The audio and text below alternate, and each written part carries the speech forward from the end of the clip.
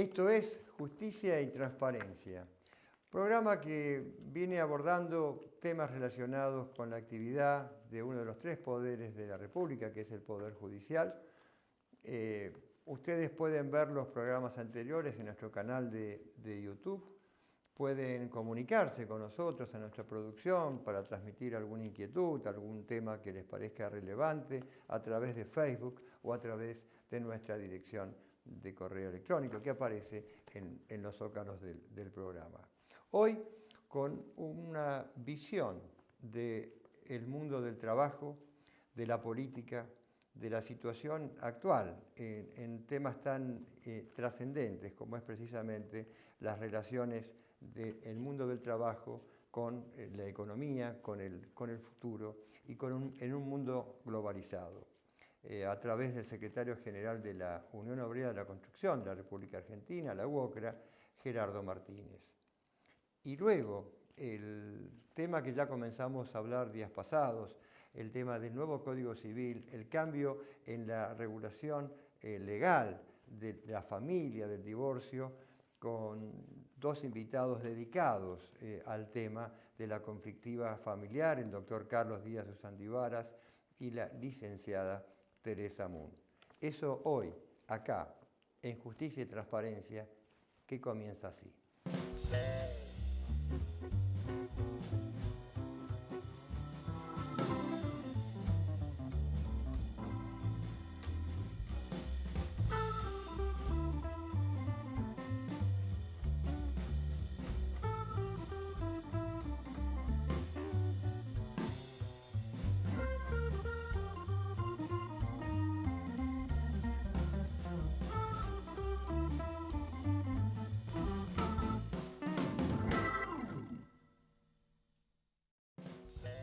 Colegio de Abogados de San Martín, www.casm.org.ar 4754-2139.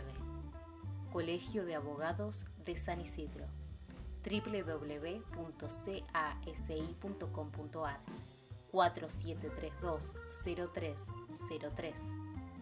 Estudio GFSD Abogados, García Ditze, Ferrari, Sánchez, Diez Ojeda, www.gfsdabogados.com.ar 4742-4377. Unión Obrera de la Construcción de la República Argentina. Conocé la UOCRA y su red social ingresando en www.uocra.org.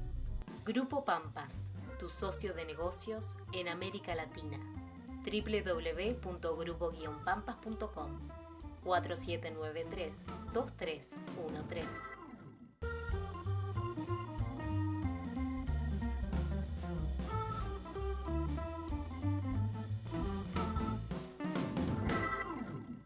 Seguimos en Justicia y Transparencia y tal como les adelanté hace un momento, con un exdiputado nacional, un hombre dedicado hace muchísimos años en el ámbito gremial a la defensa de los trabajadores, en este caso de la construcción, con un cargo muy importante en la Organización Internacional del Trabajo. Me refiero al secretario general de la Unión Obrera de la Construcción de la República Argentina, Gerardo Martínez.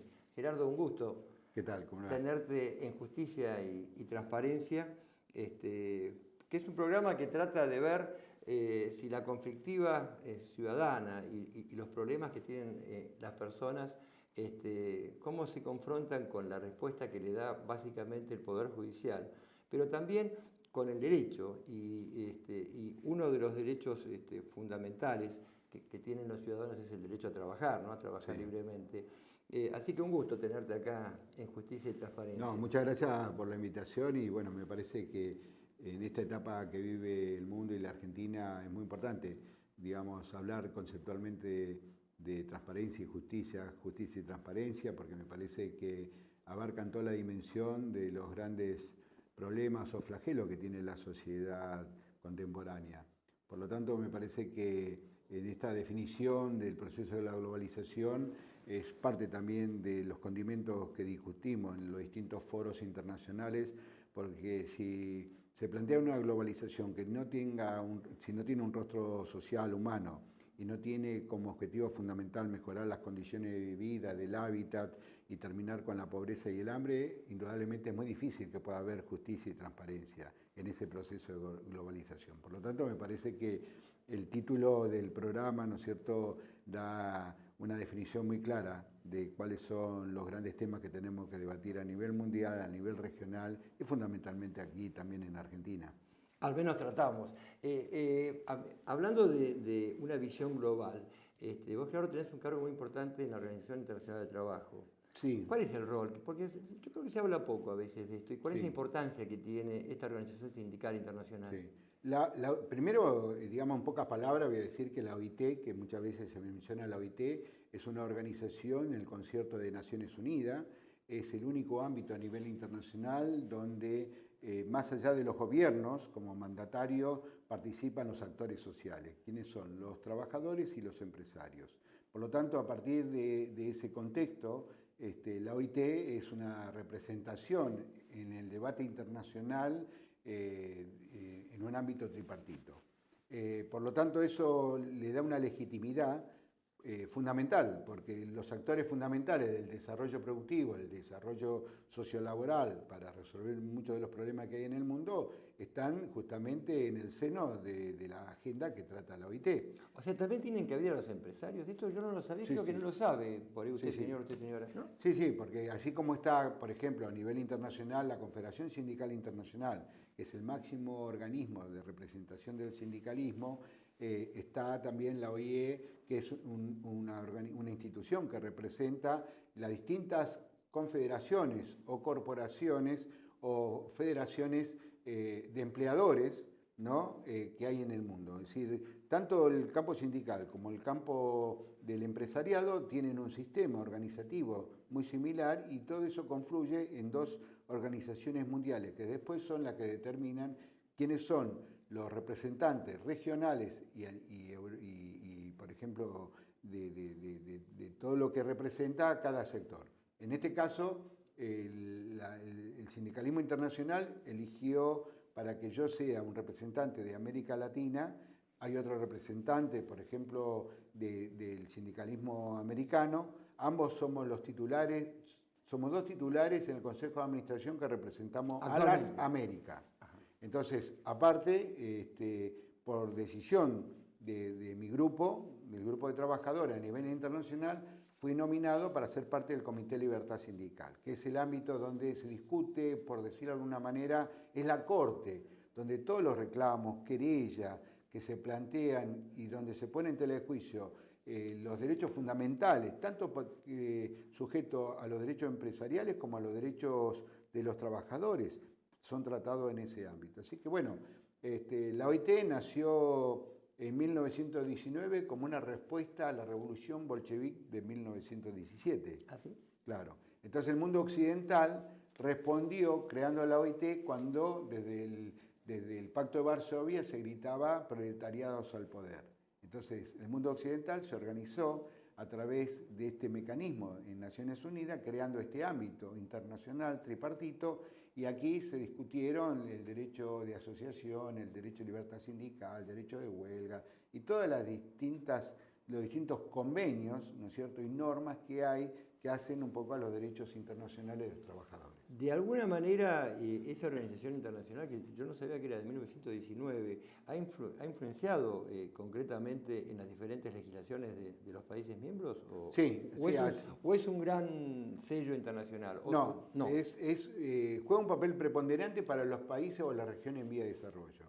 Es decir, todo el derecho laboral, digamos, del estado de bienestar, llamado en una época, antes del proceso de globalización, se daba en el ejemplo y en la práctica lo que sucedía en Europa occidental.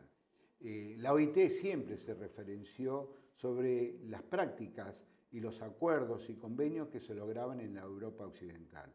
El nivel de incumbencia de Europa occidental sobre la OIT siempre tuvo un nivel de gran protagonismo. De ahí en más, las distintas regiones nos fuimos acoplando y creo que el sueño de Sudamérica, por decirlo de alguna manera, era llegar a ese ideal que era el estado de bienestar que se daba en Europa. Después había otra condición, digamos, dentro del pensamiento más anglosajón que el sueño americano, ¿no? Un poco la diferencia está, por decirlo de alguna manera, entre el modelo renano, que es el modelo europeo, y el modelo anglosajón, que es el americano y el británico, ¿no? Entonces, eso demuestra los dos modelos que se discutían en Occidente. Por lo tanto, América, como Asia y África, distinguíamos que el modelo, digamos, de diálogo social y de estado de bienestar que se planteaba en Europa era el que todos queríamos tener o queríamos lograr. Pero eso, Argentina, frente a esa dualidad, ¿cómo? Bueno, Perón, muchos debaten de que vino con ideas que provenían del neofascismo, y sin embargo podemos demostrar tranquilamente que Perón tomó como referencia para diseñar conceptualmente un modelo de propuesta política y donde involucraba a los trabajadores de la sabiduría de los sociólogos y politólogos de Francia. Es decir, esto es un libro que vamos a sacar dentro de poco tiempo mostrando los antecedentes comparativos del pensamiento trasladado en la idea de Perón en Argentina con respecto a los ejemplos que ya en la práctica existían, por ejemplo, en Francia. De hecho, Francia e Italia son exponentes claros de una legislación importantísima en materia de derechos del trabajo, ¿no? Sí, sí, fundamentalmente creo que son la referencia un poco donde marca el punto, digamos, fundamental de donde están los derechos sociolaborales, ¿no? Pero esto que estamos hablando responde a una realidad del pasado, es decir, la velocidad de los acontecimientos son muy fuertes. Es decir, una cosa es hablar del mundo antes del 89 y el mundo después, por decirlo de alguna manera, de la caída del muro de Berlín. La caída del muro de Berlín. ¿No? El proceso de globalización rompió todos los esquemas. Es decir, los motores de la globalización giran por romper las fronteras, por liberar los mercados, por darle un rol protagónico al sistema financiero, al sistema de las transacciones comerciales, y toda la tecnología digital, toda la tecnología informática han sido parte de ese proceso de lo que se llamaría los motores de la globalización.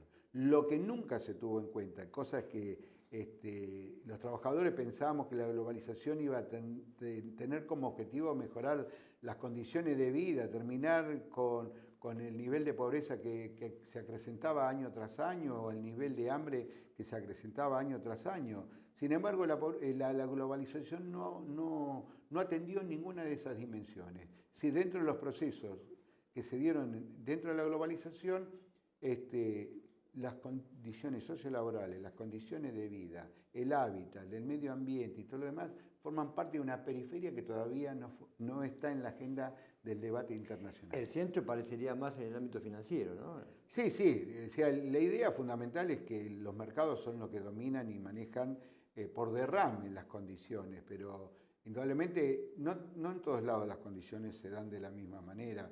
Es decir, Europa, a pesar de que ha habido un ajuste del 2007, 2008, que vino la crisis en adelante, como en Estados Unidos, pero tienen todavía un piso de soporte que es el tercer piso nuestro. Claro. O sea, hay pobreza, pero no pobreza paupérrima como la que vivimos nosotros. Por ejemplo, Argentina es una cosa muy, muy particular. Argentina en este momento produce alimento para 400 millones de personas. Exportamos alimento para 400 millones de personas. En el 2020 vamos a exportar para más o menos 550, 600 millones de personas. Y en el 2030 para 750 millones de personas. Sin embargo, eso no lo podemos decir con orgullo, porque todavía en Argentina tenemos argentinos que no tienen acceso a un plato de comida. Entonces hay una gran contradicción en eso. ¿Cómo puede ser que un país que exporta tanto alimento tenga esa falla de que haya argentinos que no tienen acceso a un plato de comida? ¿Qué es lo que está fallando? Falla la política impositiva, falla la política social, falla el papel del Estado, los actores privados. No sé, es un gran debate que tenemos que hacer. Es un tema de distribución de la riqueza, por un lado, y de cierto mecanismo. Y la apariencia del derrame, ¿no, Gerardo? Sí, y tener mecanismos que garanticen, ¿no es cierto?, el cuidado de los fondos públicos, que es un tema que hoy cuando nos encontramos con noticias que son alarmantes, que uno no se podía imaginar las cosas que podían suceder o que sucedían, ¿no? Eso es un tema. El cuidado de los fondos públicos, es decir, tener un control del uso de los fondos públicos, porque en última es aporte de lo que hacemos todos los argentinos. El Estado se maneja a partir, digamos, de garantizar en su recaudación que aportamos todos los ciudadanos justamente para tener recursos y atender las cuestiones fundamentales de los que menos tienen y de los que más necesitan. Es un tema fundamental. Y por otro lado, el hecho de que justamente tengamos la posibilidad de tener mecanismos ágiles, es decir, me parece que el debate de una reforma del Estado o de generar, no sé, una modernización del Estado es algo que hay que atenderlo, porque me parece que hay mecanismos que todavía se transforman en la máquina de impedir. Te saco un poquito de ese enfoque tan claro y tan amplio, pero se está hablando ahora de nuevo de la industria del juicio, se está hablando de que hay problemas con las ART desde el punto de vista del trabajador. La vez pasada estuvieron 2 abogados laboralistas planteando estas cuestiones en el programa anterior y se viene, o se dice que se viene, o se dice que se quiere volver a lo que se llamó la flexibilización laboral. ¿Cuál es tu panorama, Gerardo, sobre estos temas? Sí, la verdad que es un menú muy particular el que se da. Primero hay que decir que tenemos un gobierno con una tendencia y una mirada derecha, filoderecha, quizás mucho más cercano al pensamiento y a la necesidad del sector corporativo empresario, de las grandes corporaciones, no de las pymes, de las empresas nacionales, porque hoy se ven afectadas también con algunas de las políticas macroeconómicas que se disponen del gobierno. Es decir, no hay una política muy clara en la defensa de la industria nacional, ya sea para readecuarla, para transformarla, para jerarquizarla, pero todavía no se observa una política, lo digo con mucho respeto en este sentido, ¿no? Pero lo que pienso de que en el menú de propuestas que se van generando en el debate de todos los días, hay algunos que piensan de que flexibilizando se puede resolver muchos problemas. Y ya eso se intentó y fracasó. En el mundo eso no tiene sentido. Aparte, por otro lado, decir la industria del juicio y todos los problemas, el problema es causa-consecuencia. Si hay cantidades de accidentes es porque no hay prevención. Porque hay alguien que irresponsablemente o con una actitud inescrupulosa quiere ganar dinero a costa de la vida de otros que son los que ponen en riesgo su vida al desarrollar la tarea, ¿no es cierto?, en ese lugar de trabajo. Entonces, me parece que ya en su momento, en el gobierno anterior de Cristina, hizo un acuerdo con la UIA y otros empresarios y la RT, generando, ¿no es cierto?, un mecanismo como para atender esa dimensión comercial de los negocios en esta temática. Nosotros no nos negamos a discutir lo que tengamos que discutir, siempre y cuando tengamos la oportunidad de primero discutir una ley de prevención. Pero porque hay que recrear la cultura de la prevención en Argentina, en todas sus dimensiones, pero fundamentalmente en las condiciones laborales por las actividades que son de alto riesgo. Para evitar los accidentes. Por supuesto. Y después de ahí, además, seguramente, dándole la libertad universal del derecho que le corresponde y le asiste a aquel damnificado, tener, digamos, un nivel de indemnización, por decirlo de alguna manera, que trate de ser similar al que se podría dar en un fallo judicial. La gente busca el fallo judicial o la instancia judicial cuando realmente los mecanismos naturales no funcionan claro, o no están acorde, digamos, a hacer justicia. O sea, el conflicto nace ahí. Nace ahí. Claro. Y aparte el tema de juntas médicas y toda una cierta cantidad de condiciones que tienen que ver, ¿no es cierto?, en el sistema, no están a la altura de las necesidades ante los acontecimientos. Entonces, la RT lo miran desde el lado del negocio. Bueno, está bien. El Estado tiene que garantizar el bien común. Y entonces garantizar el bien común es por qué no discutimos una ley de prevención. Hay otros países, en Portugal, en España, se discutió una ley de prevención, acompañando a la ley, digamos, de accidentes de trabajo. Pero acá en Argentina, cuando nosotros la pedimos, dijeron, no, sí, en 2 meses la proponemos, la discutimos. Eso no llegó nunca. Ahora, de nuevo, se está hablando de la misma manera, encontrando la lógica del negocio. Bueno, sí, a mí me preocupa de que haya empresarios que se ven sujetos a situaciones un poco raras, pero no por eso podemos decir de que no haya una actitud inescrupulosa de algunos empresarios, no digo todo, pero hay una gran mayoría que no tienen en cuenta la necesidad de tener el cuidado como para evitar que un accidente ocurra. Lo que pasa es que hay una visión, hemos escuchado a algún importante empresario de empresas internacionales diciendo que el trabajador es un costo, ¿no? Esa Claro. visión sesgada, ¿no? Sí, sí. De verlo como un costo nada más y eso traducirlo en flexibilizar porque el costo argentino es muy alto, pero esto no va de la mano con la existencia de una legislación importantísima en materia de derecho laboral que sigue las pautas que hablábamos antes de la OIT, ¿no? Sí, hoy, mirá, hoy estás tocando un tema bastante, digamos, delicado, porque hoy hay una nueva OIT también. Una cosa era la OIT, que era una herramienta política. La OIT fue creada por los gobiernos, no por el sindicalismo. Fue creada por los gobiernos en 1919, como una respuesta al Pacto de Varsovia. Ahora hay un solo modelo económico. Hoy hay una unidad planetaria, hay una aldea globalizada, el proceso de la globalización. Hoy se habla de la misma manera en los negocios y en las cuestiones comerciales o productivas en Wall Street como en Moscú. O en China. O Cuba, en un proceso de transformación que está, o de reforma. Por lo tanto, hoy el mundo político dice, ¿para qué la OIT? La OIT era una herramienta para contrarrestar el avance, digamos, en aquel momento de lo que se planteaba en la Revolución Bolchevique. Pero esas condiciones hoy ya no existen.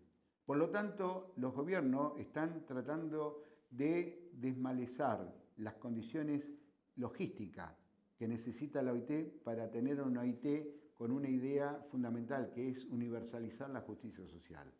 Hoy ya no se habla de la justicia social, hoy se habla del comercio justo. En la lógica comercial anglosajona tiene una definición donde no te estoy explotando, no sos mi esclavo, pero tus derechos juegan un rol, digamos, de casualidad o de variable. De costo. Sí, de costo. Es decir, si las condiciones del debate internacional pasan por tomar como ejemplo de lo que sucede en China o en Vietnam, estamos fritos. Claro. Ahora, hay una cuestión, ¿no? Que hay una teoría que habla del fin del trabajo. No me acuerdo quién era, un escritor, un sociólogo que le escribió hace algunos años, y hay algunos, digamos, neoliberales que plantean que ese es, digamos, un camino.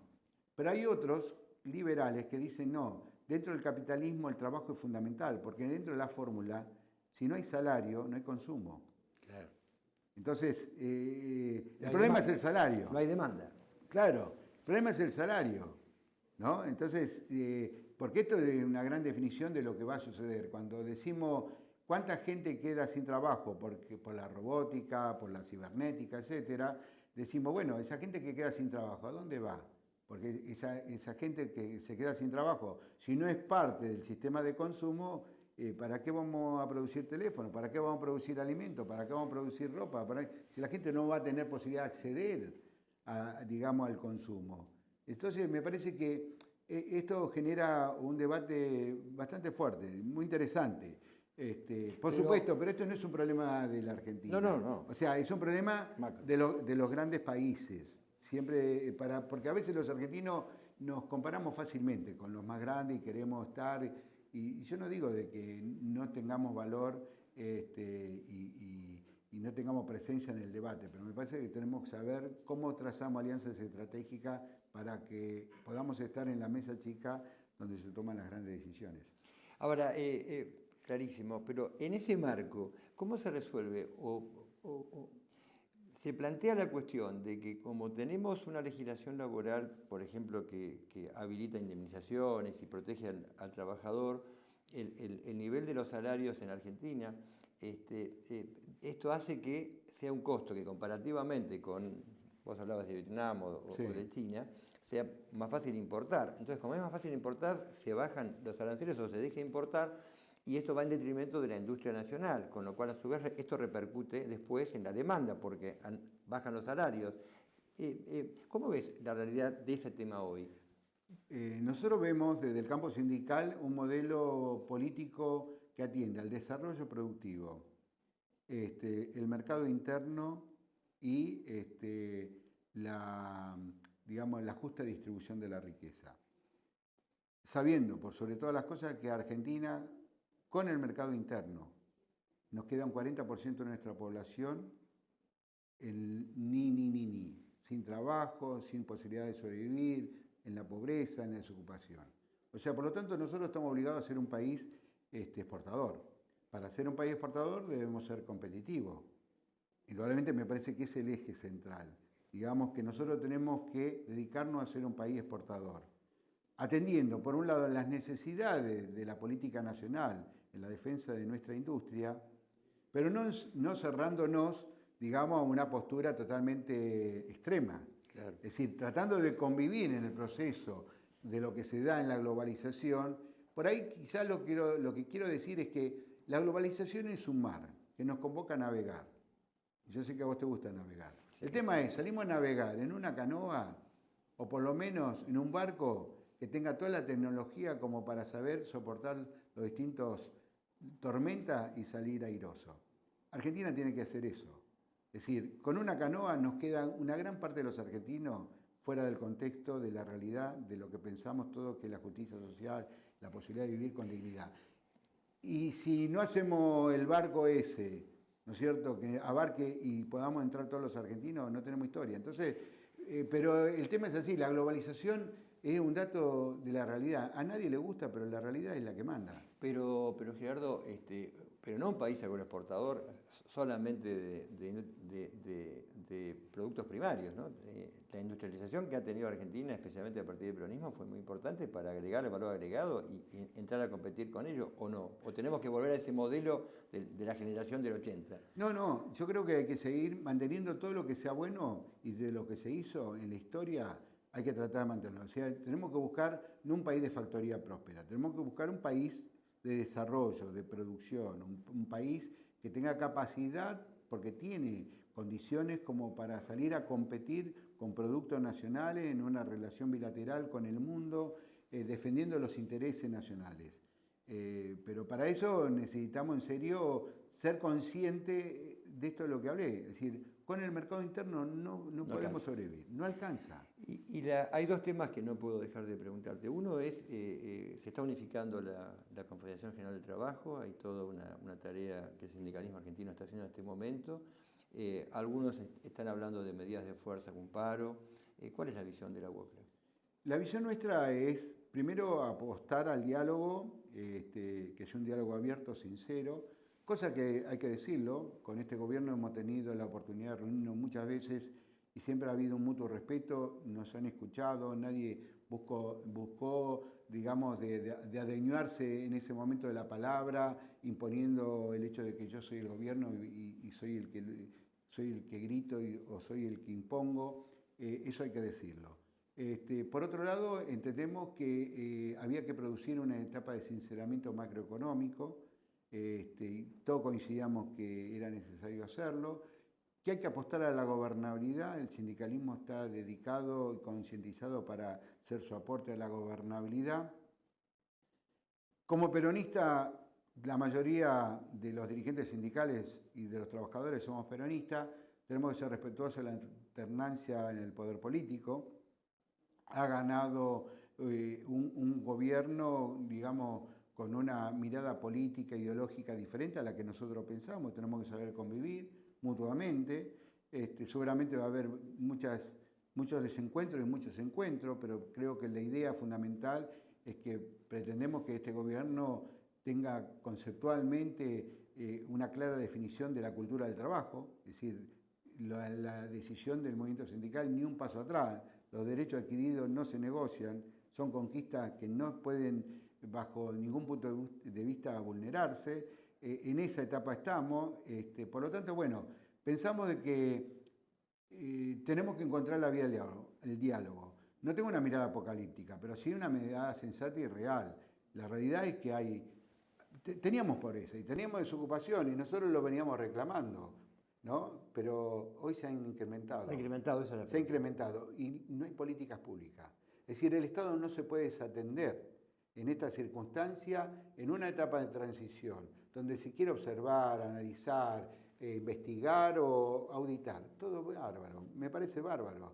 Excelente que sea así, pero no por eso la gente puede pagar las consecuencias de los errores de aquellos que tienen la responsabilidad de gobernar. Gerardo, y en este marco, el tema de la no reapertura de las paritarias.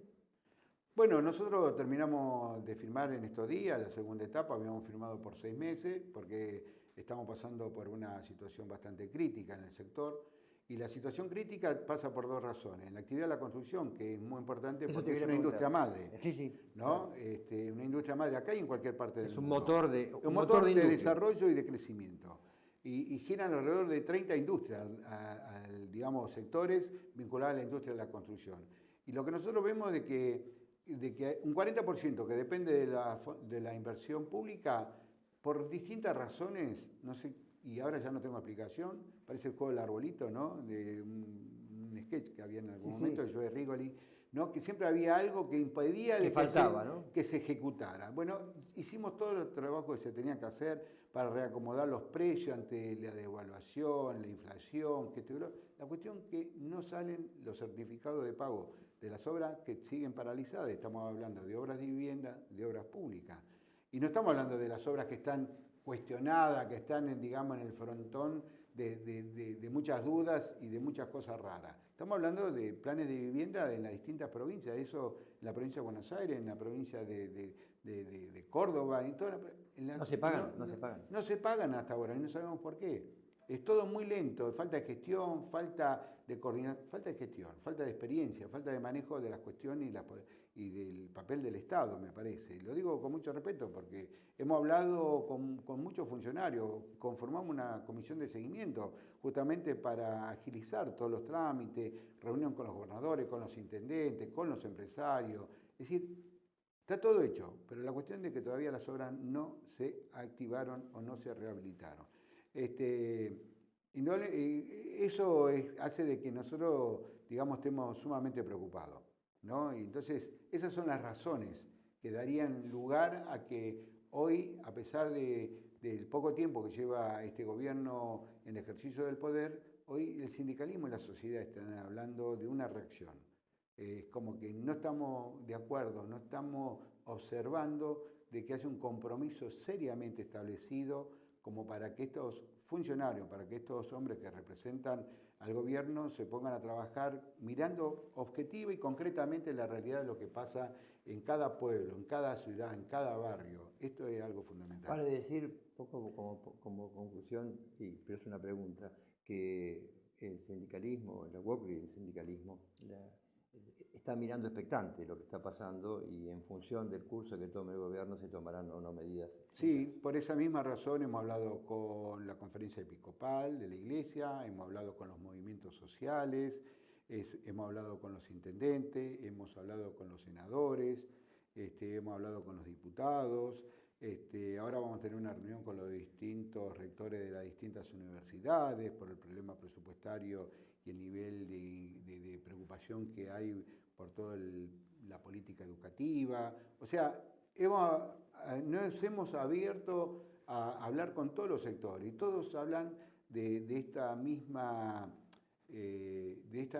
este mismo reflejo, de esta misma realidad que yo expresé. Y la verdad que no es que tengamos una mirada apocalíptica, ni queremos, como dicen algunos, nosotros tenemos que ir con una actitud, digamos, de la confrontación por la confrontación. No, el movimiento sindical no tiene esa mirada. Pero sí la preocupación. Pero sí tenemos una preocupación y tenemos que ser reflejo y ser parte de la reacción de lo que se plantea en la sociedad. Entonces, ojalá que el gobierno se dé cuenta y podamos resolver este tema. Y si no, de lo contrario, bueno, los derechos nos asisten y por lo tanto haremos uso de esos derechos.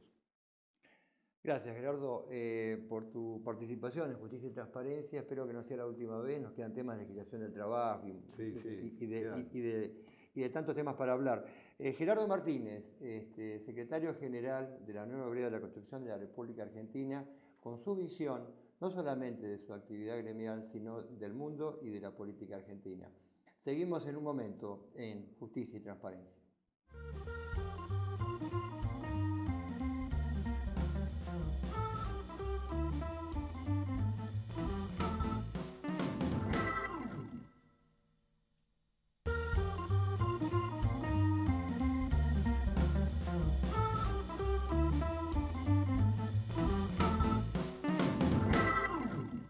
Seguimos en Justicia y Transparencia abordando los temas que tienen que ver con los derechos de ustedes que nos están mirando en casa. La vez pasada ya comenzamos a tratar el tema con un abogado civilista sobre la reforma que ha habido recientemente, el año pasado, en el Código Civil argentino, y si esa reforma de alguna manera, esa nueva legislación a los ciudadanos los ayuda, les cambia la vida, tiene alguna influencia directa.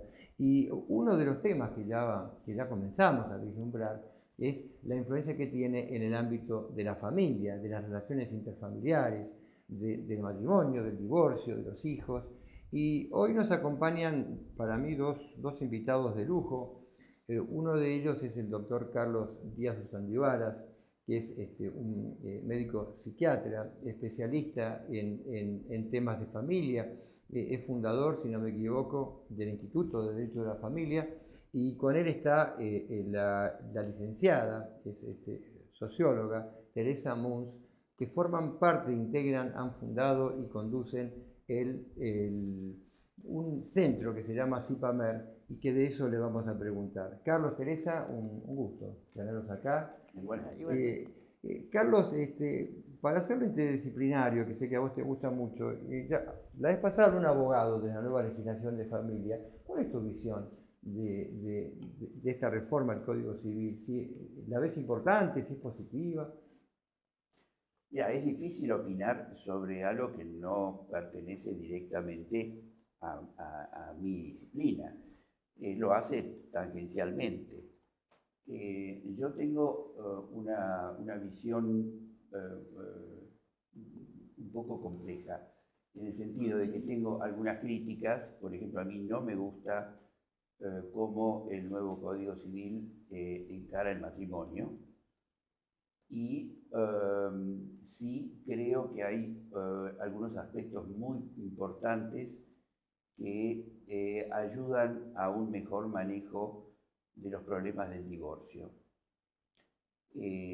Sobre todo hay un artículo que regula cómo debe ser el proceso de familia, y yo creo que eso trae un cambio, pero fundamental. Tras el divorcio. Sí, claro.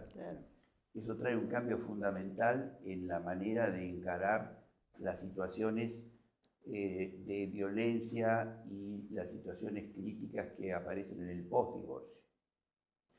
Hasta ahora, lo tradicional ha sido que se han manejado esos casos como propios del derecho civil, en el cual el juez, entendamos desde mi óptica, Sí, esa es la idea. absolutamente Esa es la idea. relativa sobre temáticas del derecho, el juez interviene allí respetando mucho los derechos y las garantías individuales que cada una de las partes tiene, mamá y papá.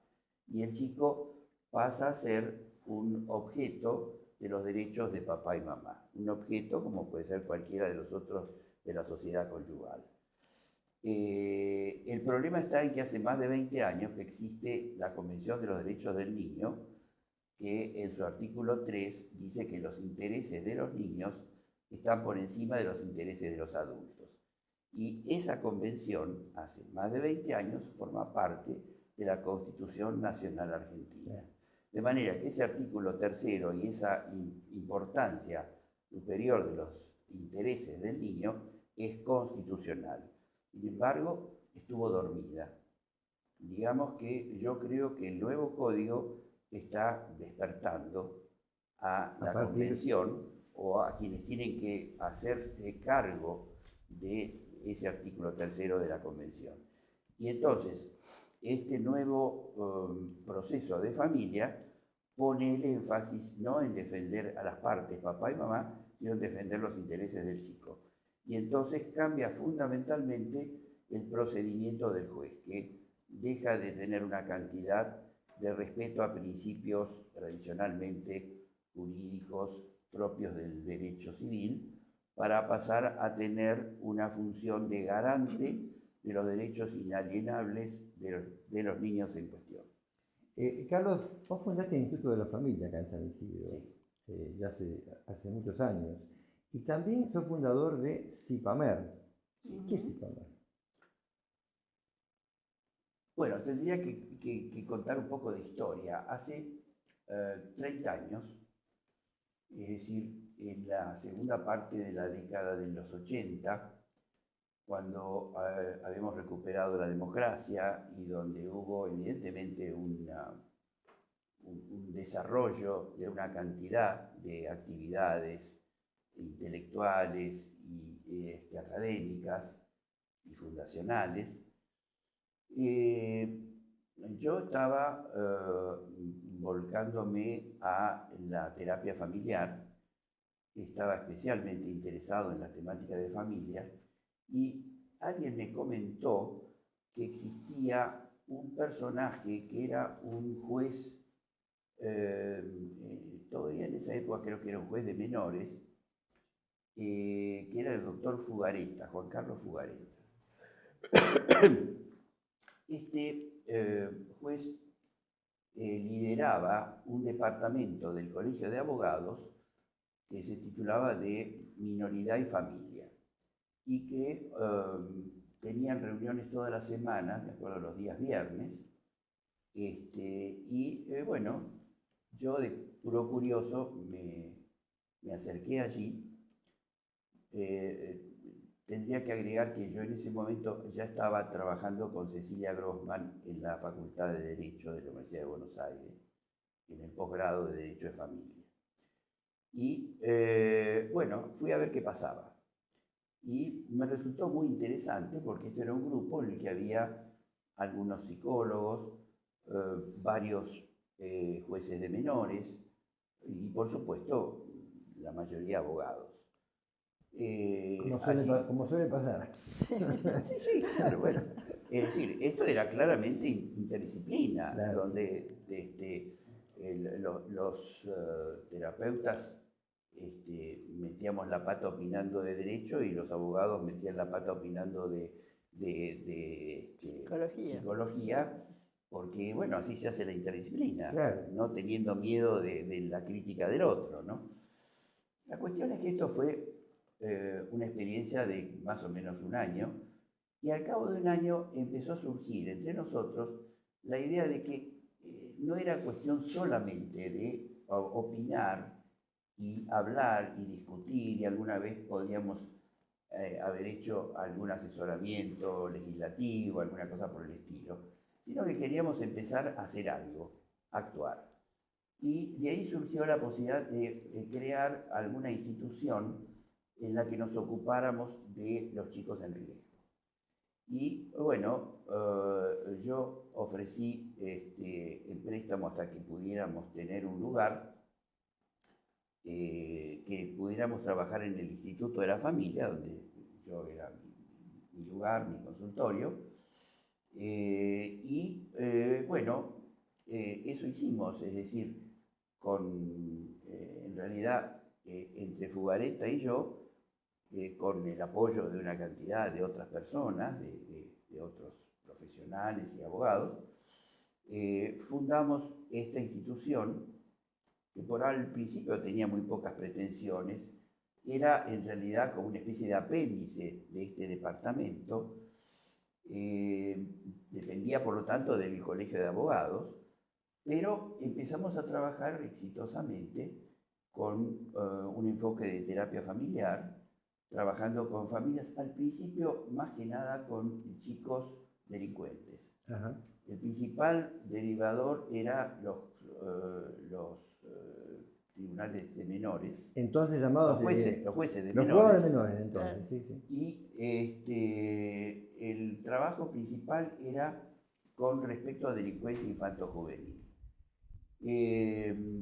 Bueno, al cabo de un tiempo, la misma gente del Colegio de Abogados nos dijo que esto ya tenía una cierta importancia, cierto carácter, que justificaba que nos independizáramos.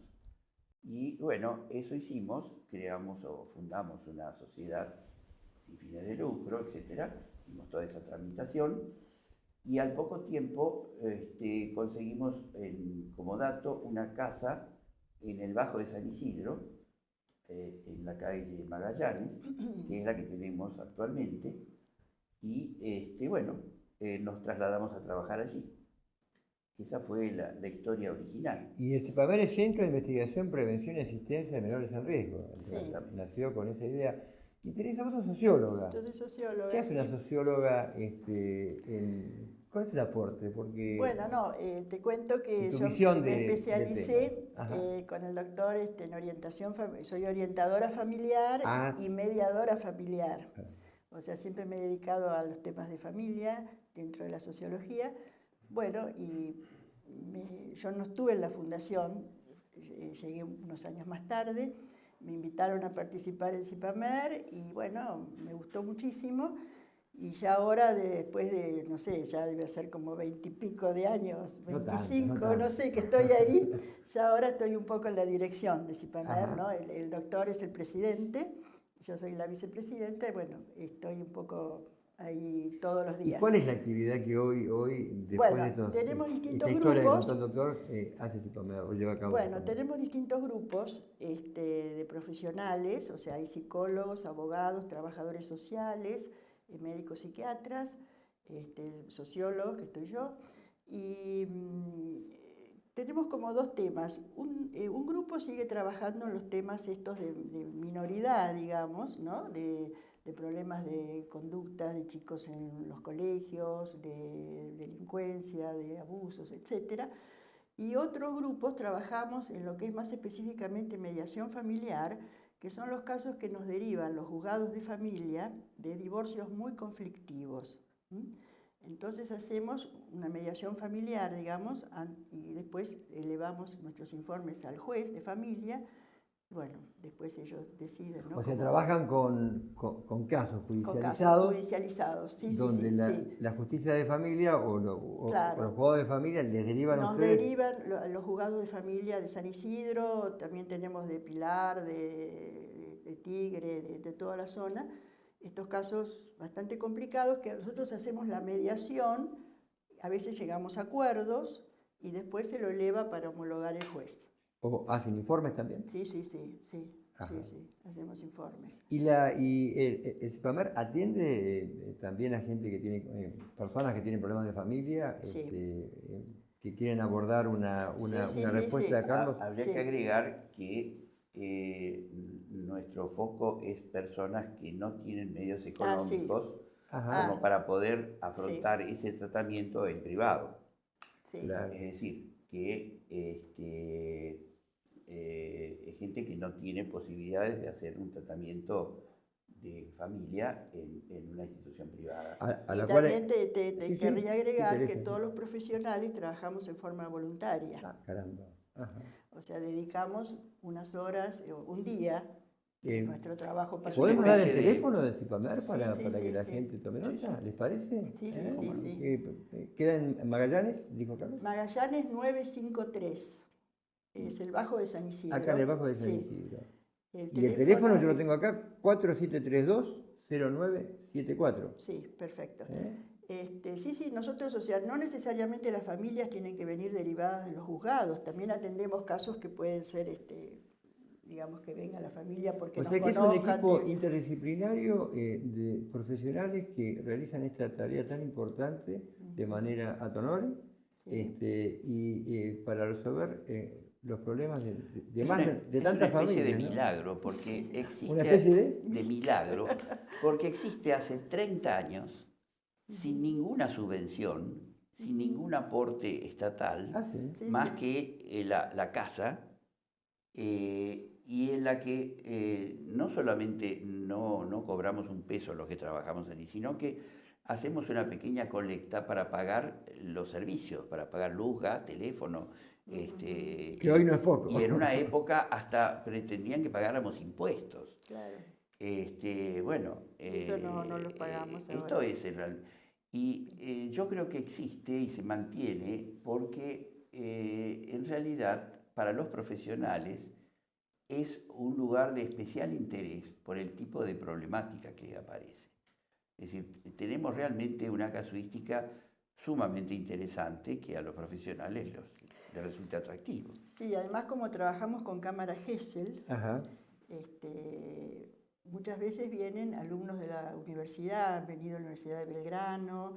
La Cámara Gesell, una sala especialmente acondicionada, claro, ¿verdad? Que tiene con el espejo. Dividida con un espejo. Un espejo que se ve, digamos, de un lado unidireccional, ¿no? Ajá. Entonces, muchas veces vienen estudiantes de los últimos años de psicología o de trabajo social a hacer como una práctica, digamos, a CIPAMER. Y están cumpliendo 30 años y tienen unas jornadas en noviembre, Carlos.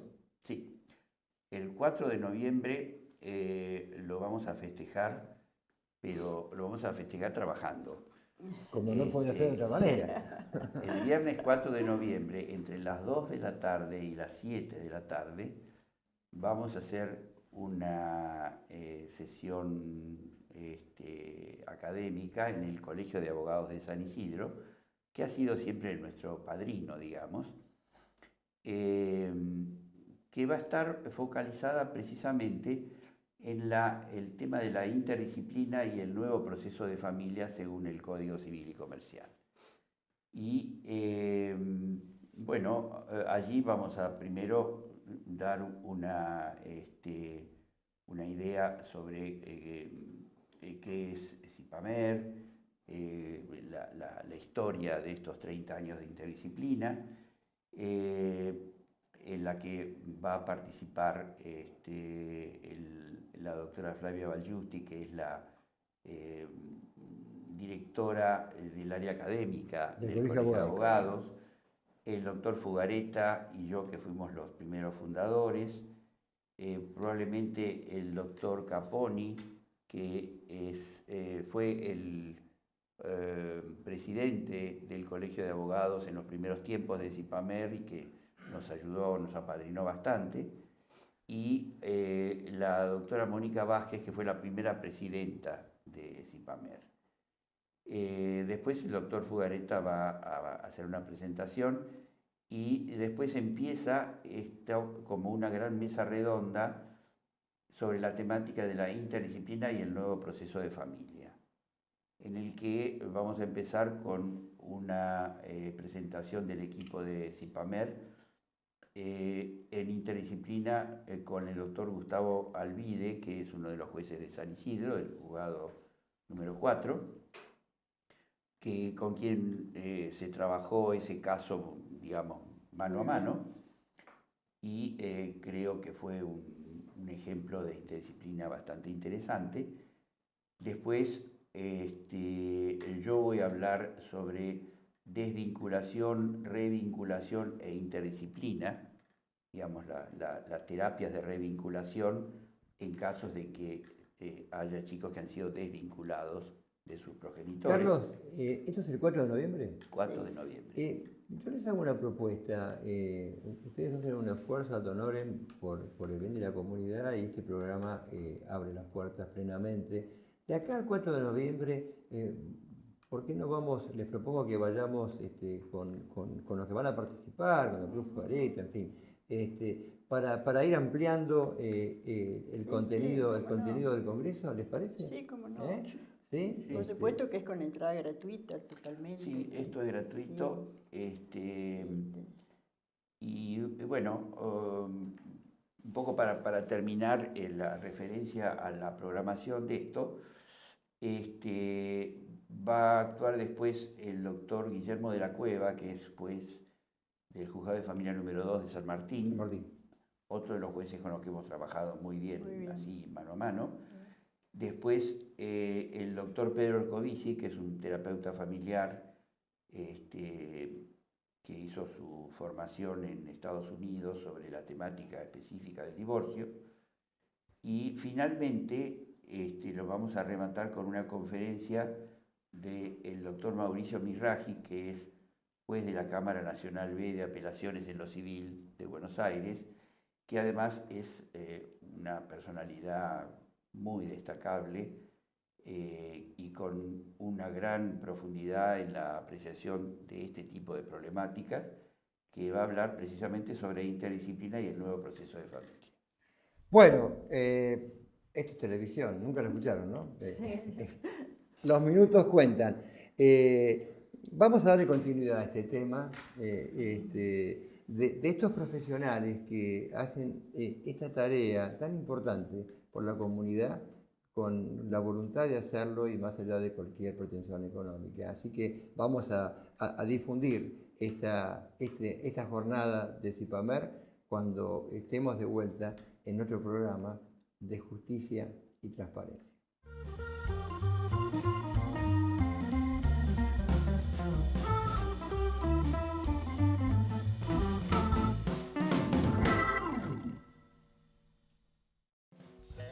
Colegio de Abogados de San Martín, www.casm.org.ar 4754-2139.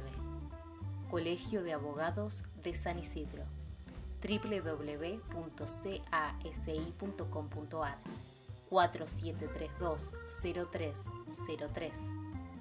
Estudio GFSD Abogados, García Ditze, Ferrari, Sánchez, Diez Ojeda, www.gfsdabogados.com.ar 4742-4377. Unión Obrera de la Construcción de la República Argentina. Conocé la UOCRA y su red social ingresando en www.uocra.org. Grupo Pampas, tu socio de negocios en América Latina. www.grupo-pampas.com 4793-2313.